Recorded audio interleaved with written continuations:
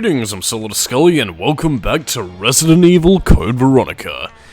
Well, now it's time to finally blow this boig, by which I mean, make preparations for takeoff, which is what Steve is doing, so instead we're basically just gonna be, raising the bridge and getting into a kerfuffle with the last of Alfred Ashford, one of the Commander-in-Chiefs of Umbrella, Inc. Basically, Alfred's still around, and instead of getting the fuck out of Dodge like he probably should, he's instead gonna be a bit of a shit, because he's crazy, and, dressing in ladies' undergarments. How delightfully absurd. But of course, we still have that epic as hell theme music, and, yeah. Not really too much to say about the segment, really. It's just, avoid the zombies, get the things ready for takeoff, and that's pretty much it. Of course, since we are raising the bridge, this does mean that we need to find an alternate way around, but fear not, for we have a key that will allow us to basically, go the other way around and take a few entrances and exits that we weren't able to use before. But again, this does also come with its own problems because, as mentioned previously, Alfred has set up a few traps in our way. But yeah, this really does have a feeling of finality about it. I mean, this is pretty much the end of Disc 1 as we know and love it, but at the same time though, there is also an air of, how do I put this? And I guess something that you could see as a sort of criticism of Code Veronica is that the game does kind of outstay its welcome, at least in terms of environments tending to repeat. I mean, obviously that's not going to come for, at least a good couple of parts between here and now, but it is one of the biggest criticisms of Code Veronica that, the game doesn't really end as appropriately as it should for some people. And I mean, mind you, the general fan consensus of Code Veronica is very much split down the middle. I mean, some people do view it positively, although, again, I've never really seen anybody have the opinion that Code Veronica is their favourite apart from me, and I think Scottish-Duck-17, who also did a playthrough of the game. But, yeah, I mean, as for the rest of the opinions on Code Veronica, a lot of people tend to see it as like a bit of a dated relic of its time, and not quite as impressive as it was when it came out, because, bear in mind, back in the year 2000, this game was actually received relatively well in terms of critical reception, but I guess maybe as, new fans started to jump on board with Resident Evil 4, and, more people began to get adjusted towards alternate styles of play that were a bit less, I suppose, archaic compared to the tank controls. Yeah, a lot of people tended to let this one slip from memory. I suppose it is also another facet that this game didn't have, the mainline series number, and therefore people either didn't really know about it or really care about it, since, when it comes to mainline titles or games given a subtitle, people are going to go for the mainline titles. I mean, I have plenty of experience with people jumping from Kingdom Hearts 1 to Kingdom Hearts 2 without realizing that Chain of Memories is equally as important as any other game in the series. I mean, Resident Evil isn't quite that sort of series to that extent, but does have a few cases where games are like that, namely Code Veronica and the Revelations series, but I don't know. It's all just swings and roundabouts, really. New areas. We can see! Which, I mean, in this case, is pretty much just pushing some boxes out of the way, and, job's a good one, except for a few more items that we can pick up to prepare, and, bear in mind, I will say at this point that it is probably in your best interest to prepare for an upcoming encounter. I recommend packing either anti-BOW gas or acid rounds. Or I suppose also the explosive bowgun bolts, but I would recommend you save them, because they're not just important for the upcoming encounter here, but also in regards to, final boss. Which does also bring me to another point. Code Veronica, and again, this is admittedly a bit of a problem with its design, especially for newcomers, which I feel does hinder a lot of people getting into it, especially if they're not really adept at horror games, or maybe find the fact that this game doesn't have a selectable difficulty from hard, normal, or easy a little bit more, how do I put this? A little bit more user-unfriendly than perhaps what other Resident Evil games would have, because Resident Evils 1 through, I think even 3 as well, had an easy, arranged, or normal difficulty, but Code Veronica doesn't. You're pretty much stuck with what the game gives you for the original Dreamcast version. And I believe, also Code Veronica X as well. The Japanese version of Code Veronica actually did have like an easy and very easy setting, but yeah, they strangely removed that for the Western releases, which is quite odd, because in Japan's case it's usually the other way around whenever they do stuff like that, but okay, I suppose what you're gonna do, really. But I mean, the point is that it does make Code Veronica a little bit more difficult to get into than, say, some other Resident Evil games. 5 minutes until detonation.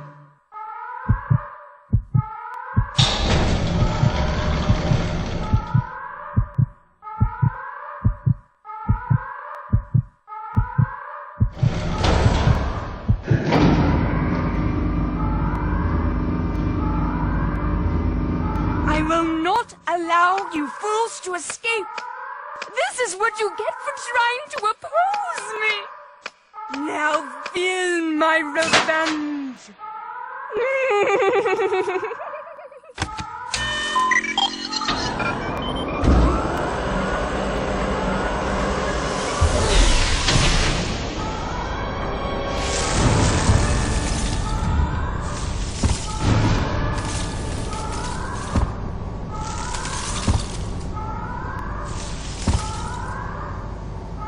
Sweet crispy Jesus with pineapple chunks in. This is by far the most terrifying tyrant in any Resident Evil game. Fuck Nemesis, fuck Mr. X, fuck the tyrant at the end of the first game, fuck even the gold tyrant from the Sega Saturn version. No, this tyrant right here, the T-078, is by far the most dangerous tyrant in the entire series, bar none, and you're gonna find out why, because, well, this upcoming scenario is deceptively difficult, and you might not suspect why up until it hits you, really. But just, actually, you know, we'll just take a look once we adequately prepare. Again, keep your anti-BOW rounds on you. That fire isn't just for show, by the way, because as you will soon see. Well, to kind of spoil things here, and I mean spoil in terms of, like, the next few seconds, yeah, this naked lead Terminator-looking motherfucker is basically slowly approach you, and, well, beat the fuck out of you until you go into the fire, and, unlike other times where Claire would pretty much just recoil from damage and get back up and start fighting again, no, if this tyrant gets too close, he will push you into the flames, and you will die. So, yeah, basically you need to make sure you have the correct sort of ammo upon you. Again, make sure he staggers like that. He'll pretty much fall, get up, and get down like 3 or 4 times. Which is why I recommend mainly using specific ammo types like the anti-BOW gas or acid rounds, or the explosive bolts, which tend to be his biggest weaknesses, at least from what I've found in my playthroughs. Again, I don't know whether or not the knife strategy would be, yeah, I don't know whether or not it would work as effectively, but again, I suppose if you're really that fucking ballsy, because there are actually a great deal of knife-only runs for Resident Evil Code Veronica, given how useful the knife can be, but yeah, I wouldn't recommend it. This thing is fucking dangerous, so just make sure he flops over like that and oh, down I go. What? But, yeah, this thing is actually really fucking dangerous, and if you want proof of that, well, go have your own playthrough of Code Veronica and tell me how much fun you have, because, whew, even Maven, this thing ain't to be trifled with. But, yeah, as you can imagine, much in the same vein as Mr. X, like Nemesis, and, pretty much every other monster in between, this ain't gonna be the last we see of him. But in any case, it's pretty much just a lengthy commute, and again, I know you usually have more than enough time to get to where you need to go, but these sort of segments in Resident Evil games always make me more tense as hell than anything else, because, I don't know, the fact that the timer keeps on going, you know, while the game slowly walks you into the fucking, like, next sequence is just, I don't know, like, I mean, maybe they're just trying to be careful so they can get in without breaking a leg or something, but again, I wouldn't be slowly trying to orient myself into the sub, I would just be sliding down the ladder or just dropping straight in. Well, then again, I'd probably sprain my ankle and or break something, so who knows, really. That's why I wouldn't survive a Resident Evil game and I'd come back as a zombie. I can only well, at least in situations like this, I can only really imagine what Claire's thinking, like, gotta go, gotta go, gotta go, gotta go, gotta go, gotta run away, run away, run away, run away, and, Well, I mean, you probably couldn't go back at all at this point, but, yeah, before any of the self-destruct sequences happen, I highly recommend that you, get anything that you left in the metal box, because if you don't, you're gonna be screwing yourself over with a few things. The only thing that you really need to get of importance is, well, the fire extinguisher. Make sure you got that, and, a later segment should be pretty good. For a multitude of reasons, really, but, again, that's just if you happen to get yourself in a bit of trouble. Fare thee well, zombies who are there for no reason. We will see you, never. Come on, run away, run away, run away. And that's pretty much us. And now we have to wait for a lift segment, which, once again, would probably make the tension run high if you were actively experiencing that situation, but, yeah, at this point you're pretty much safe, because now we can finally leave this disgusting backwater facility. There we go. Anyway, enjoy the cutscene, and I'll see you in a bit. What took you so long? I was starting to get worried. Self-destruct system. No time to explain. Let's go. Activated. Right, All we're out of personnel here. evacuated. Time to say goodbye to this death trap.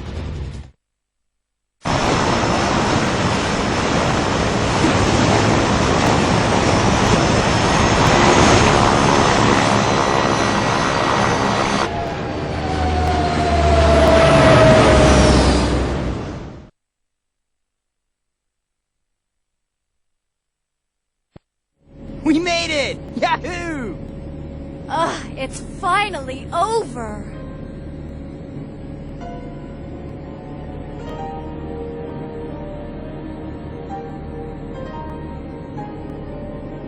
Claire, I'm sorry. I know I caused a lot of trouble for you. No, it's okay. It was hard for both of us. Well, I really hope you find your brother. I know what it's like to be alone. Oh, Steve.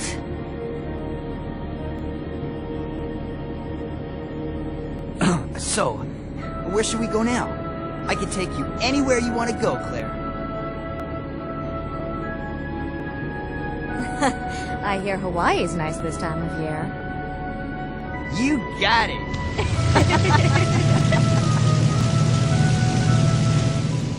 Tee-hee, hoddle-ha, jovial end-of-game thing. Hawaii, Resident Evil in Hawaii, that actually seems like a pretty unique setting. In fact, Resident Evil 9, Hawaii, that should be the setting for the next game. I don't know. the team goes to the beach. And, yes, that tank was an access to a secret hangar, which we won't be seeing until we start playing as Chris. Fortunately, no, Alfred doesn't use the tank to shoot us down, but instead, well, just watch, because Alfred, it seems, has some rather bizarre modes of transportation.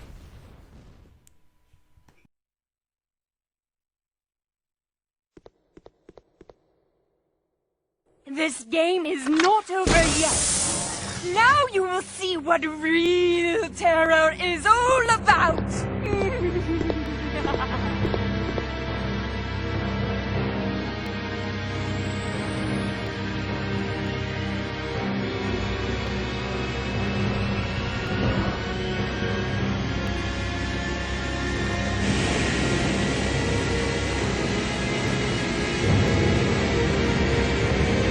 Yes, that's right, ladies and dudes, Alfred Ashford is going into space, right where he belongs. The madman in space, where he belongs. Hey! What the? The cargo room hatch is open! I'll go back and check it out. Thanks. I've unlocked the cargo room door. Now, this is by far one of the most difficult boss fights in the game, ooh, actually no, there is another one that's a little bit more difficult, if only by circumstance, but, yeah, Code Veronica is not an easy game for a multitude of reasons, and, this is one of them. You have to fight a certain beastie in the cargo hold. You probably already know what this is, but, yeah. It's not impossible, mind you, but you really need to bring your A game here, and again, it's why you really need to know, like, as is typical of Resident Evil, how to divide your ammo and resources between certain things of importance. Like, I mean, Resident Evil 3 Nemesis had this to a certain degree, but again, normally in Resident Evil 3, you usually had more than enough ammo to offset the degree of, well, encounters you had. This is, of course, all depending on whether or not you went after Nemesis, but in Code Veronica's case, it runs under a similar principle. Like, I mean, again, do you use the pish ammo to take care of the peons, or do you want to have an easier time against the Bandersnatchers and whatever else by using either your grenade rounds or shotgun or whatever else? But, yeah, if you choose to do that, you can leave yourself a little bit screwed when it comes to this thing, which, oh my god, it's naked! And, here's where it gets an additional attack, as you will soon start seeing once it finishes burying its non-existent dick proud to the sky, and whatever else. And yeah, unique from the other tyrants, it actually has, like, these spiky potato fists that look like what happens when a root starts growing out of its fist. Basically, best bit of advice I can give you, use the explosive bowgun bolts. Again, the general key to know when to use the catapult launcher that is in this plane for some reason is generally when the... fuck, what was it called again? Generally when the tyrant starts to stagger a little bit. You'll find out when it is when it doesn't start doing its charge attack, as you'll soon see in a little bit, like that. When it doesn't do its little dash attack, then you know that it's pretty much time to, you know, hit him with a catapult. If you don't do so with the catapult and you just launch it first off, basically what's going to happen is that he will eventually get stopped by the catapult, but will stop just before falling out of the plane, and thus you've got to wait for a lengthy recharge time, and, well, that's not an optimal situation to be in, because those ammo and resources are going to be draining away. By the way, akin with every other tyrant, he hits hard, he hits fast, he is sexy and hip and right now, so basically my one bit of advice is basically... well, he does have a bit of a wind-up whenever he goes for a swipe. Some stuff you can't really avoid as easily when he goes for the horizontal like that, but there are other times in which, you know, yeah, like that. Again, when he starts to stagger like that and starts to slow down significantly, that's when you launch into it. But again, basically 2 or 3 hits, and Claire is done like dinner. But, yeah, there we go. The hardest part is done and over with, we can breathe a sigh of relief, and on that note, I am Solidus-Skully, keep it new metal, and I'm sure Claire and Steve will have that vacation in Hawaii. Catch you later. What was wrong? Oh, nothing. Just a giant cockroach that had to be stepped on.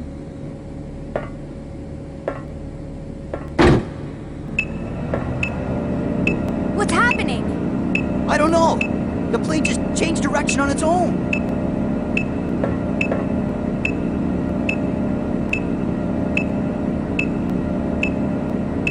It's flying in autopilot mode. I can't switch over to manual control. My apologies, but I cannot let you escape now. Alfred! You cross-dressing freak!